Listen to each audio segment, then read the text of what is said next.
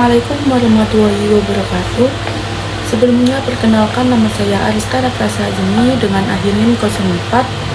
Saya di sini ingin menjelaskan tentang 3 materi. Yang pertama ada komunikasi, yang kedua ada kepemimpinan, dan yang ketiga ada kekuasaan dan politik. Langsung saja memasuki materi yang pertama, yaitu komunikasi. Komunikasi adalah kepemimpinan dan pemahaman arti. Fungsinya yaitu sebagai manajemen, feedback, emotional sharing, persuasion, dan informasi exchange.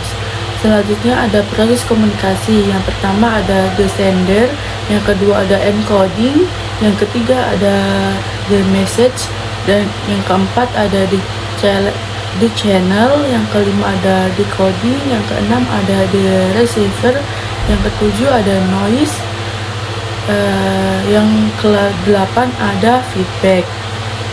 Terus selanjutnya ada arah komunikasi. Yang pertama downward communication, yang kedua upward communication, yang ketiga ada lateral communication, dan yang keempat formal smell, group network, dan yang terakhir ada the grapevine. Selanjutnya modus of communication. Yang pertama oral communication, yang kedua written communication, yang ketiga non-verbal communication. Selanjutnya ada choice of communication channel. Yang pertama ada channel richness, yang kedua causing communication methods, yang ketiga ada information security. Selanjutnya persuasive communication. Yang pertama automatic processing, yang kedua controlled processing, yang ketiga predictors. Terus yang selanjutnya barriers to effective communication. Yang pertama filtering, yang kedua selective perception, yang ketiga information overload, yang keempat emotion, yang kelima language, yang keenam silence, yang ketujuh communication appreciations, dan yang terakhir ada lying. Memasuki materi yang kedua yaitu kepemimpinan.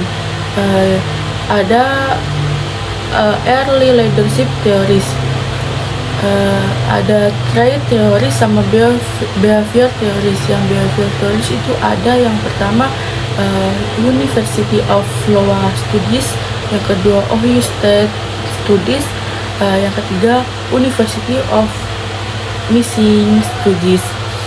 Terus trait teoris yaitu teoris yang mempertimbangkan kualitas dan karakteristik pribadi yang membedakan pemimpin dan bukan. Terus selanjutnya ada 7 trait association with leadership.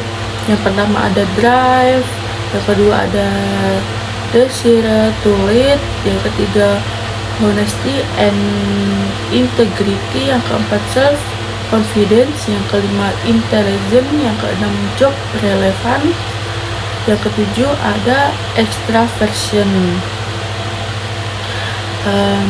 Selanjutnya ada behavior theories, yaitu teoris yang mengusulkan bahwa perilaku tertentu membedakan pemimpin dari bukan pemimpin. Ohio State Studies mengidentifikasi 2 dimensi perilaku pemimpin.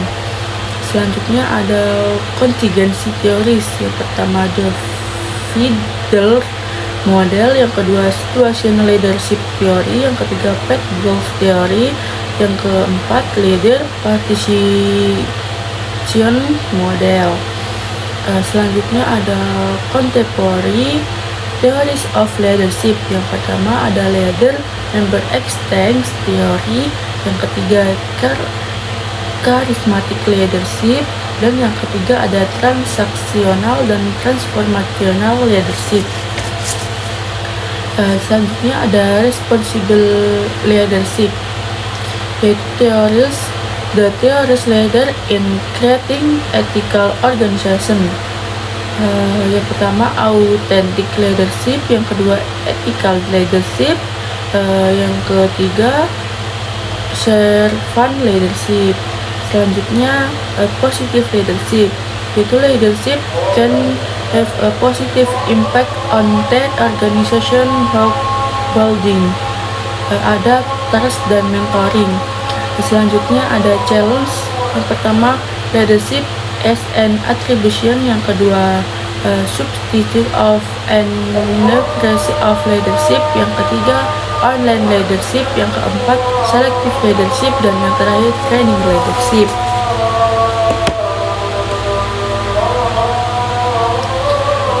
Selanjutnya ada kekuasaan dan politik. Kekuasaan dan kepemimpinan adalah kemampuan si A untuk memengaruhi perilaku si B sehingga si B tersebut akan berperilaku sesuai dengan yang diharapkan oleh si A. Terus probably the most important aspect of power is that it is a function of dependence. Selanjutnya ada basis kekuasaan.